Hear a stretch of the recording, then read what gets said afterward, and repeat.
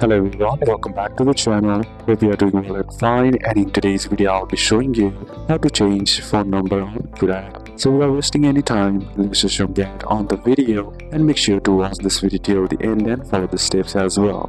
In order to change your phone number on Kuda App, what you need to know is Kuda doesn't currently allow you to just tap a setting and switch your phone number inside the app. Instead, there's a specific process because your phone number is tied to your identity and security. It's used for things like OTPs and login. So in order to change your phone number on Kuda, the first thing you need to do is update your phone number with your VPN bank. So to do it, simply visit the bank where your VPN or bank verification number is enrolled, the bank linked to your VPN, and ask them to add or update your phone number to your VPN record. This is important because Kuda uses your VPN for verification. Next step or method is contact Kuda support from the app. After you have updated your VPN record with your new number, simply head over and open up your Kuda application, then tap on the sign in option on the bottom of your screen, then enter in using your biometrics like a Face ID, fingerprint or a PIN. Then you can also simply enter in your email address if you haven't set it, and then tap on sign in, and you'll be prompted to enter your password. Then simply enter the password and log into your account.